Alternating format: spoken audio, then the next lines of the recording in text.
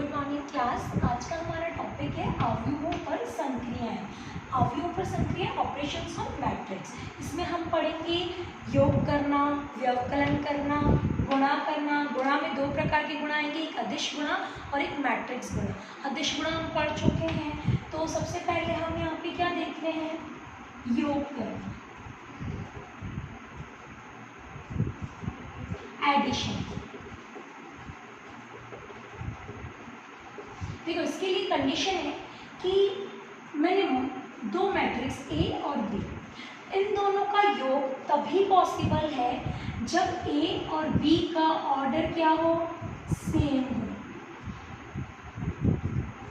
इसका मतलब ए भी एआई के रूप में m क्रॉस n की है, तो बी भी m क्रॉस n की है, तो ही a प्लस बी संभव होगा, अदरवाइज नहीं होगा।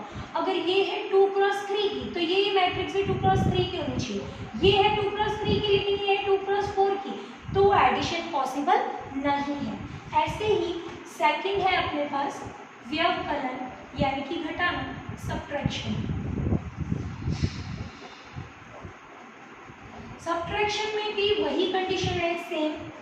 इसमें क्या होता है, देखो व्यवकलन में ए और बी दोनों को माइनस करना तभी पॉसिबल होगा जब दोनों का क्या हो, क्रम, कोटि या ऑर्डर समान हो। ठीक है, ये तो हुआ कि ऐसा होता है तो घटाना या जोड़ना पॉसिबल है। अब घटाना या जोड़ना कैसे करते हैं, देखो जैसे a प्लस बी है, तो a प्लस बी का मतलब होता है कि a के संगत अवयव यानी कि ai, उसमें जोड़ना है b का संगत अवयव, और आपको उसी ऑर्डर की नई मैट्रिक्स मिल जाती है। मतलब कि दो मैट्रिक्स के योग से वापस हमें क्या मिलता है, एक नई मैट्रिक्स। और वो किस पर्पस से मिलेगी कि a11 प्लस b11। जैसे हम एग्जाम्पल देख लेते हैं कि a हमारे पास है 1 2 3 4 और b है हमारे पास 6 7 8 9। तो अगर हमें a प्लस बी करने के लिए बोला जाता है तो पॉसिबल है। ये किस ऑर्डर की दिख रही है, 2 क्रॉस 2 की, ये भी 2 क्रॉस 2 की, सेम ऑर्डर, इसीलिए पॉसिबल है। अब a प्लस बी कैसे करते हैं, संगत अवयवों का योग। यहाँ a11 पोजीशन पे क्या है 1, यहाँ पहले वाली पोजीशन पे कौन है 6, ऐसे यहाँ पे कौन है 2, यहाँ पे 7, यहाँ है 3 और यहाँ है 8, ऐसे यहाँ 4 प्लस 9। एडिशन हम पहले देख चुके हैं, एक बार पढ़ चुके हैं, 7 9 11 एंड ये 30। इसी तरीके से अगर हमें माइनस करना है तो हम माइनस भी कर सकते हैं, कैसे, सेम तरीका, a माइनस बी, तो माइनस का साइन जो आएगा वो b के एलिमेंट्स के साथ आएगा, ध्यान रखिए। जैसे 1 माइनस 6, 2 माइनस 7, 3 माइनस 8, 4 माइनस 9, तो ये क्या हो जाएगा 1 minus 6 minus 5 minus 5 minus 5 again minus 5। क्या मैट्रिक्स है, देखो अब चेक कर ले, 1 minus 6 minus 5 minus 5 minus 5 and minus 5, तो ये a माइनस बी हो जाएगा और a प्लस बी पहले हो गया।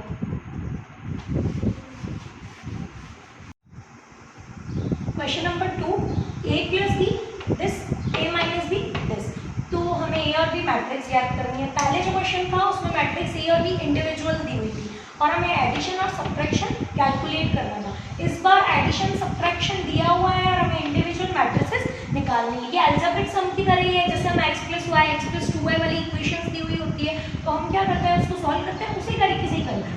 तो यहाँ पे लिख लेते हैं a plus B minus 7 2 0 minus 5, और सेकेंड इक्वेशन है a माइनस बी 3 माइनस 2 0। ये इक्वेशंस हो गए हमारे लिए एक तरीके से। अब अगर हमें a या b किसी की भी वैल्यू कैलकुलेट करनी है तो एक बार हम एडिशन कर सकते हैं और एक बार क्या कर सकते हैं, सब्ट्रैक्शन। तो यहाँ पे हम देखते हैं a plus A twice of a, b minus B cancel, क्योंकि एडिशन हो रहा है इसलिए मैट्रिक्स का भी एडिशन होगा, प्लस 3 माइनस 2 0 3।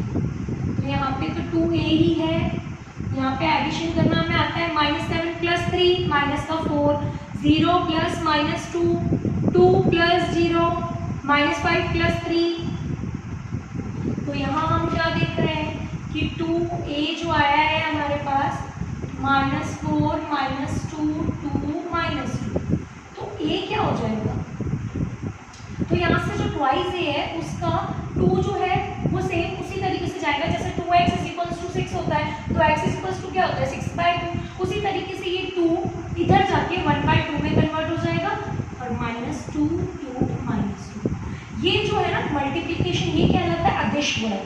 अभी हम बात करेंगे, जैसे हम योगफल और व्यवकलन सीख रहे हैं वैसे इसके बाद आएगा गुणनफल। गुणनफल में दो आएंगे, एक मैट्रिक्स गुणनफल और एक अदिश गुणनफल। तो इसी को बोलते हैं अदिश गुणनफल। जैसे कोई k राशि है उसको हमें किसी मैट्रिक्स से गुणा करना है तो ये अदिश गुणन कहलाता है। कैसे होता है ये एक बार देख लें। देखो 1/2 को 4 से गुणा करूँ या फिर 4 में 2 का भाग दो, एक ही बात है। तो -4 × 1/2 इस तरीके से समझो। ऐसे ही 1/2 × -2, 1/2 × 2 और 1/2 × -2। इस तरीके से मैट्रिक्स के प्रत्येक अवयव के साथ वो गुणा होता है। तो a क्या आ गया हमारे पास, देखो 4 में 2 का भाग दिया 2 और माइनस आ रहा है यहाँ पे 1, यहाँ पे -1 और यहाँ पे भी माइनस का 1। तो ये आ जाएगी हमारे पास मैट्रिक्स A। इसी तरीके से हम मैट्रिक्स B भी कैलकुलेट करेंगे। मैट्रिक्स B के लिए हम क्या करते हैं, देखिए यहाँ पे हम चाहें तो ये मैट्रिक्स A की वैल्यू यहाँ रख के और B की वैल्यू कैलकुलेट कर सकते हैं, या फिर ये जैसे प्लस किया था वैसे ही अब हम क्या कर सकते हैं, माइनस कर सकते हैं। तो माइनस करने के बाद क्या होगा, माइनस करने के बाद हो जाएगा a - a, ये हो गया 0, b - b। अब देखो माइनस करने में आपको पता है साइन चेंज होते हैं, तो ये जो सेकंड इक्वेशन नीचे लिखी हुई है उसके साइन चेंज होते हैं। ये जहाँ पे कोई भी साइन नहीं होता उसको प्लस मानते हैं, तो प्लस था तो माइनस हो गया, या माइनस दिख रहा है तो क्या हो जाएगा प्लस। तो b + b कितना हो गया, ट्वाइस ऑफ b। और यहाँ पे ये भी इक्वेशंस क्या हो रही है, मैट्रिसेस क्या हो रही है, माइनस। तो माइनस कैसे होगी, पहले वाली तो एज इट इज लिखी जाती है, सेकंड वाली का साइन नेगेटिव हो जाता है, 3 - 2 0 3। अब इनको हम सॉल्व करते हैं। 2b = -7 - 3 कितना हो जाएगा, माइनस का 10, 0 - -2 तो प्लस का 2, 2 - 0 2, -5 - 3 माइनस का 8। सिमिलरली 2b = ये आ गया, तो b = क्या हो जाएगा, 1/2 ऑफ मैट्रिक्स -10 2 2 -8। जैसे हमने पहले किया था अदिश गुणन है, ये भी 2 का डिवाइड देते जाओ या 1/2 से मल्टीप्लाई करते जाओ, क्या आएगा, -5 1 1 और माइनस का 4। ये हो गया आपके आंसर नंबर सेकंड। आप चाहो तो इसको चेक भी कर सकते हो, दोनों मैट्रिसेस को वापस इसमें रख के एडिशन करके चेक कर सकते हो कि एडिशन ये आ रहा है या नहीं आ रहा है, माइनस करके देख सकते हो। ओके, नेक्स्ट प्रॉब्लम देखेंगे अब हम।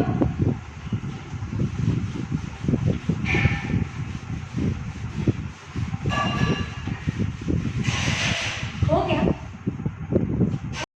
Question number 3, A B matrix दी हुई है और C मैट्रिक्स ज्ञात करनी है। यहाँ पे हमें एक इक्वेशन के फॉर्म में कुछ दिया हुआ है, a + 2b + c = 0 मैट्रिक्स। क्योंकि मैट्रिक्स के एडिशन से अगेन हमें कोई एक संख्या नहीं मिलती है बल्कि एक मैट्रिक्स ही मिलती है। तो इसमें वैल्यू रखते हैं a + 2b + c में a की जगह हमने रखा 1 3 2 1 3 - 1 2 मल्टीप्लाई बाय b मैट्रिक्स 2 1 1 2 -1 0 और c मैट्रिक्स हमें फाइंड आउट करनी है। O क्या है, 0 मैट्रिक्स। अब 0 मैट्रिक्स कौन से ऑर्डर के लिखें, तो हमें पता है कि जब हम एडिशन करते हैं तो कोई भी 2 मैट्रिक्स 3 मैट्रिक्स का एडिशन कब पॉसिबल होता है, जब इनका ऑर्डर सेम हो। और ऑर्डर सेम होने के बाद जो नई मैट्रिक्स मिलती है हमें, वो भी सेम ऑर्डर की ही मिलती है। क्योंकि ऑर्डर चेंज कैसे होगा, संगत अवयवों का ही तो योग करते हैं, तो ऑर्डर तो चेंज होगा ही नहीं। तो इसीलिए C में जो मिलेगी ना हमें मैट्रिक्स, वो इसी ऑर्डर की मिलेगी, तभी तो इनका योग पॉसिबल हो सकता था, वरना कैसे होता। तो इसीलिए हम क्या करेंगे, यहाँ पे इसी ऑर्डर के 0 मैट्रिक्स बनाएंगे। देखो ये किस ऑर्डर के, 1 2 3 3 रो 1 कॉलम 2 कॉलम 3/2 के हैं, तो यहाँ पे भी 3/2 का ही क्या बनेगा, 0 मैट्रिक्स 0 0 0 0 0 0 हो गया। अब पहले हम इनको एडिशन कर लेते हैं। देखो इससे पहले क्या है, अदिश गुणा दिख रहा है आपको, वो अदिश गुणा करना है। 2 अगर बाहर किसी भी मैट्रिक्स की कोई संख्या है मल्टीप्लिकेशन के रूप में, तो आपको एक अवयव से उसको गुणा करना है। जैसे 2 × 2 4, 2 × 1 2 × 1 2 × 2 2 × -1 2 × 0, और यहाँ पे c, और ये 0 0 0 0 0 0। अब उसके बाद इन दोनों का एडिशन करिए, कितना आ रहा है इसका एडिशन देखो, 1 + 4 5, 3 + 2 5, 2 + 2 4, 1 + 4 5, 3 + -2 यानी कि 1, -1 + 0 -1 plus c is equals to 0 0 0 0 0 0। अब हमारे पास कभी इक्वेशन होती है कि 6 + y = 9, तो हम क्या करते हैं, y को फाइंड आउट करने के लिए 6 को उधर ट्रांसफर करते हैं। इसी तरीके से अगर c मैट्रिक्स कैलकुलेट करनी है तो इसके साथ जो दूसरी मैट्रिक्स है उसको कहाँ लेके आ जाएंगे, इसके पास। तो कैसे लेके आएंगे, देखो c तो अपनी जगह पे ही रह जाएगा। यहाँ पे एक मैट्रिक्स पहले से है, कौन सी, 0 0 0 0 0 0, और माइनस, क्योंकि उसके आगे कोई साइन नहीं था इसलिए वो प्लस की थी, इधर आके किसकी हो जाएगी, माइनस साइन बाहर लगा देना, 5 5 4 5 1 -1। तो इस तरीके से सी मैट्रिक्स आपको क्या मिल रही है, देखो 0 - 5 माइनस का 5, 0 - 5 माइनस का 5, माइनस का 4 माइनस का 5, लास्ट में माइनस का 1 प्लस का 1। तो ये हो गई हमारे पास सी मैट्रिक्स। इस तरीके से हम कैलकुलेट कर सकते हैं। अभी हमने कुछ प्रॉपर्टीज पढ़ी थी योग और व्यवकलन, उसमें हम देखते हैं कि योग के गुणधर्म भी होते हैं।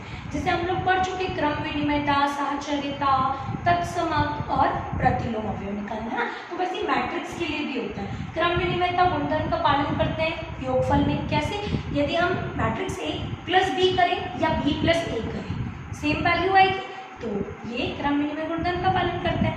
ऐसे ही आते हैं साहचर्यता। साहचर्यता मतलब 3 मैट्रिक्स दे दी आपको और तीनों का एडिशन करना है।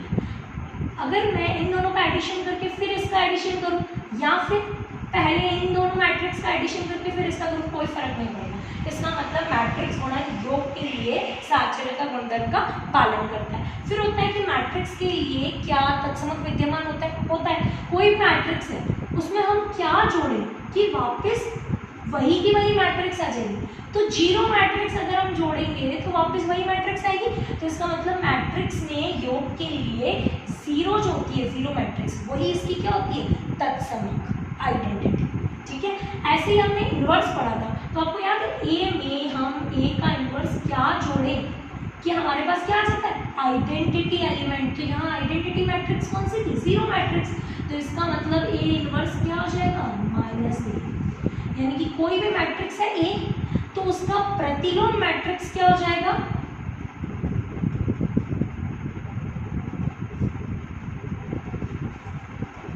-a।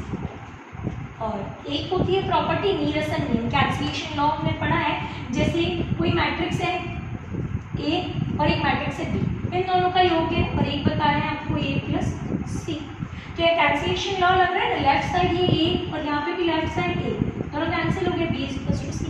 तो ये कुछ नियम है, बस आपको ध्यान में होना जरूरी है। अब हम पढ़ते हैं नेक्स्ट गुणन। योग और व्यवकलन हमने कर लिया, थर्ड है हमारे पास गुणन यानी कि मल्टीप्लिकेशन। ये बहुत इंपॉर्टेंट है, तो इसको बहुत अच्छे से समझना और इसी में क्वेश्चन आते हैं। देखो जैसे हमने योग और व्यवकलन में पढ़ा कि कोई भी 2 मैट्रिक्स या 2 से ज़्यादा मैट्रिक्स का योग और व्यवकलन कब पॉसिबल है, जब दोनों सेम ऑर्डर के हो, या 3 को ऐड कर रहे हैं तो तीनों सेम ऑर्डर के हो, और वापस जो आउटपुट मिलती है मैट्रिक्स वो भी उसी ऑर्डर की मिलती है।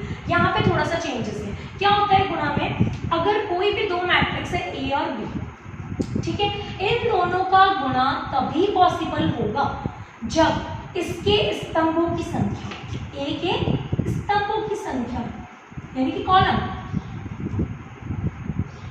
और बी के पंक्तियों की संख्या क्या हो, बराबर। अभी आपको समझ में आ जाएगा, ए के स्तंभों की संख्या और बी की पंक्तियों की संख्या क्या होनी चाहिए, बराबर। कैसे, देखें, अगर ए मैट्रिक्स है कोई m × n ऑर्डर की, ठीक है, तो इसका मतलब यहाँ स्तंभों की संख्या क्या है n, तो यहाँ पे पंक्तियों की संख्या क्या होनी चाहिए n। तो मान लिया मैंने कि ये है m क्रॉस n ऑर्डर की A मैट्रिक्स और ये है n क्रॉस B ऑर्डर की, तो यहाँ पे देखो वैल्यूज क्या मिल रही है आपको, ये और ये क्या होना चाहिए सेम। अगर ऐसा होता है तो गुणा संभव है, अदरवाइज नहीं है। किसी भी कंडीशन में अगर यहाँ मैंने लिख दिया ये 1 क्रॉस 3 की है और ये 4 क्रॉस 5 की है मैट्रिक्स, दोनों अलग अलग, क्या इन दोनों का गुणा पॉसिबल है, नहीं होगा। और इसी जगह में अगर यहाँ 3 कर दूँ तो ये और ये अगर सेम हो जाते हैं तो मैट्रिक्स गुणा पॉसिबल है, अदरवाइज नहीं है। ठीक है, अब इसके बाद में हम क्या देखते हैं, देखो यहाँ पे भी ये सेम तब होगा जब A इंटू बी ही पॉसिबल होगा, B इंटू ए नहीं होगा। गुणा के लिए क्रम विनिमयता जरूरी नहीं है A into B, B into A हो। ठीक है, तो यहाँ पे दोनों में बहुत फर्क होता है। तो ये तो है A इंटू बी के लिए कि A के स्तंभों की संख्या A इंटू बी के लिए पहले वाले के स्तंभों की संख्या दूसरे वाले की पंक्तियों की संख्या के बराबर होना चाहिए, तब तो हुआ गुणा संभव। इसके बाद में अब जो नई मैट्रिक्स आएगी यानी A इंटू बी करते हैं, तो जैसे A प्लस बी करते हैं तो भी हमें मैट्रिक्स मिलती है और A माइनस बी करते हैं तो भी मैट्रिक्स मिलती है। इसी तरीके से A इंटू बी करने पर भी नई मैट्रिक्स मिलेगी। और उसका ऑर्डर क्या होता है, आपसे क्वेश्चन में पूछता है कि मैट्रिक्स मल्टीप्लिकेशन किए बिना बताओ कि A है 2/3 का, ये 3/4 का, तो नई मैट्रिक्स A क्रॉस बी जो होगी वो किस ऑर्डर की होगी, तो उसका ऑर्डर ए बी का क्रम या ए बी की कोटि क्या होती है, जो सेम है उसको छोड़ दो। अब यहाँ पे स्टार्टिंग ट्रांसफर ये m से, यहाँ पे एंडिंग का और p, तो ये m/p की नई मैट्रिक्स मिलेगी। ठीक है, इस तरीके से हम बता सकते हैं। अब ए बी पूरी मैट्रिक्स कैलकुलेट करने के लिए बोले तो वो कैसे करेंगे, वो अभी हम देखते हैं एक एग्जाम के लिए।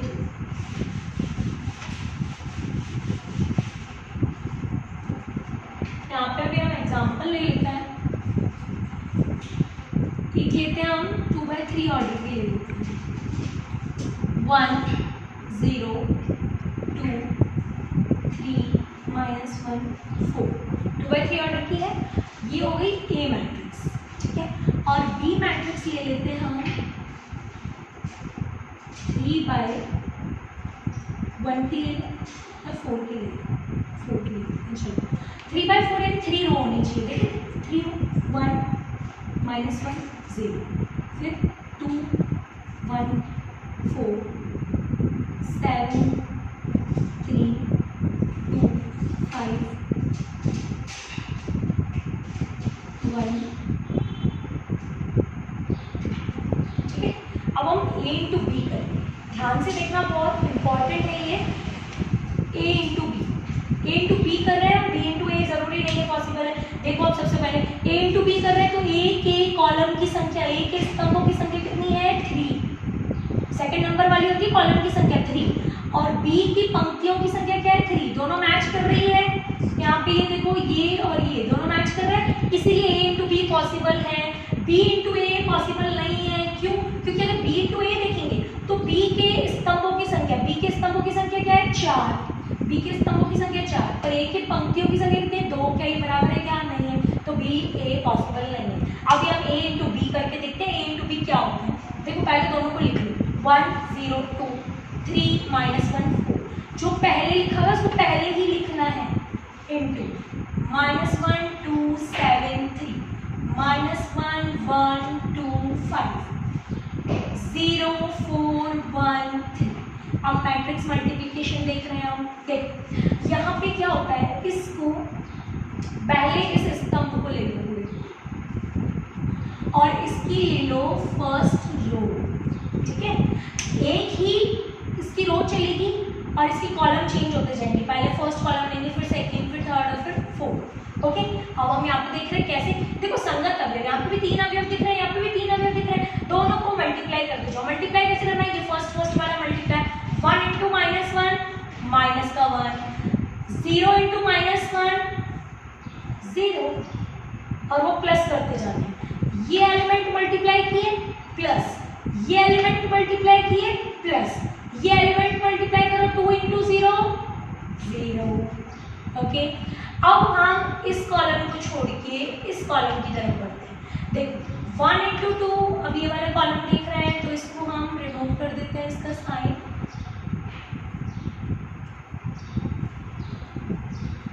और अब इसको हाईलाइट करेंगे और ये अवयव भी चेंज हो जाएगा, थोड़ी सी स्पेस दे। 1 into 2 2, 0 into 1 0, 2 into 4 8। सिमिलरली अब थर्ड रो देखो, अब इधर मैं कर रही हूँ, देखो 1 into 7 7, 0 into 2 0, 2 into 1 2। अब लास्ट कॉलम से करो 1 into 3, 0 into 5, 2 into 3 6, बस ये यहाँ एंड हो, ठीक है। अब हम क्या करेंगे, जैसे फर्स्ट रो को लेके किया वैसे ही अब हम कौन सी रो लेंगे, सेकेंड रो। और सेकेंड रो के लिए सेम प्रोसीजर, पहले first column, second column, third column, फिर फोर्थ कॉलम। यहाँ पे भी हमारी रो चेंज हो जाएगी, जैसे इसकी रो चेंज होगी यहाँ पे हमारी रो भी चेंज हो जाएगी मैट्रिक्स की। तो यहाँ फर्स्ट कॉलम लो, देखो 3 into -1 माइनस का 3, -1 into -1 प्लस का 1, 4 into 0 0। नेक्स्ट कॉलम पे आ जाओ, 3 into 2 6, -1 into 1 -1, 4 4 जा 16, 3 7 जा -1 into 2, 4 into 1। लास्ट कॉलम पे देखो 3 into 3 9, -1 into 5, 4 3 जा 12।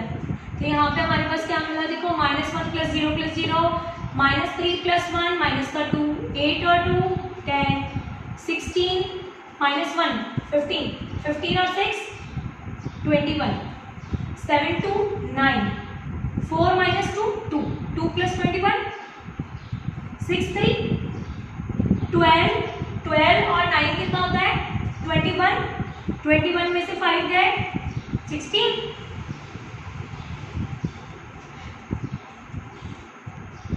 ओके, तो ये हमारे पास A into B मिली। अब ये किस ऑर्डर की एक बार चेक करें, हमने बोला था कि ये दोनों सेम होते हैं, तो A into B मिलेगा 2/4 का।